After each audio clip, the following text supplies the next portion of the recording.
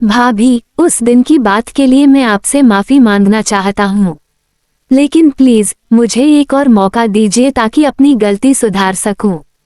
Please Radhya, मैं और कोई ड्रामा नहीं चाहती।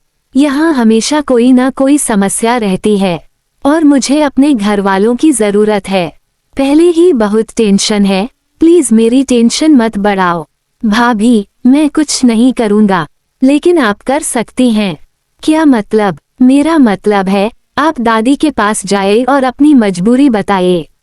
शायद वो आपको अपने घर वालों के पास जाने की इजाजत दे दें। मेरी माँ हमेशा कहती थी कि जो कोशिश करता है वो कभी हारता नहीं। राध्या जी, अगर आपने ये सुना है तो ये भी सुना होगा कि ससुराल ससुराल ही होते हैं। चाहे बहू कितनी भी कोशिश करे वो बेटी नहीं बन सकती। उसका दुख हमेशा बहाने जैसा लगता है काम ना करने के लिए। और ससुराल के लिए हमारा रिश्ता अपने मायके से तभी टूट जाता है जब हम उस दहलीज को पार करके यहाँ आते हैं। तो चाहे मैं कितना भी मांगूं, मुझे जवाब नहीं मिलेगा। लेकिन भाभी, माँ तो माँ ही होती है और कोशिश करने में क्या हर्ज है? क्या पता वो हाँ ही कर दें। ससुराल ससुराल ससुराल, मेरे कान पक गए ये सुनते सुनते। क्या समझा तुमने कि मुझे ये मिठाई खिलाकर खुश कर लोगी? मुझे अपने मायके जाने का अच्छा बहाना मिल गया। जितना ख्याल तुम्हें अपने माँ बाप का है उतना सा ख्याल यहाँ भी कर लो। और वैसे भी तुम्हारे पापा अस्पताल से वापस आ गए हैं, तो फिर यहाँ आने की क्या जरूरत थी? उनके कुछ टेस्ट बाकी थे, वो करवाने हैं। बस एक दिन के लिए जाना है। दादी, माँ को मेरी जरूरत है। सबसे पहले तुम्हारी माँ क्या समझती है कि उसने अपनी बेटी की शादी नहीं की बल्कि दामाद को बेटा बना लिया है। पिछले हफ्ते 3 बार गई थी तुम, अभी वापस नहीं आई क्या?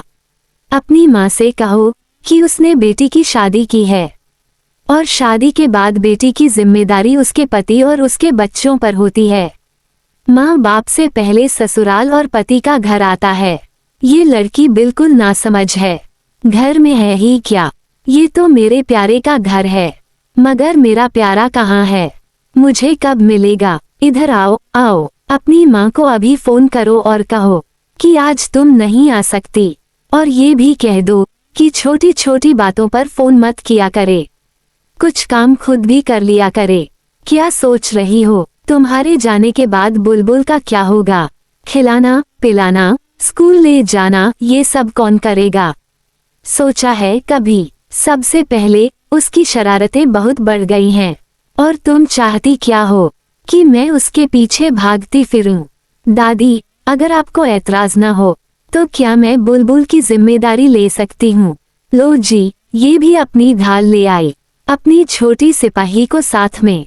राजनी, मुझे लगता है बहुत जल्द तुम्हारी बहुएं मेरी सास बनने वाली हैं और अब हमें इन्हीं के तरीके मानने होंगे। नहीं दादी, मैं तो बस ये चाहती थी कि भाभी एकता की जिम्मेदारियां बांट सकूं।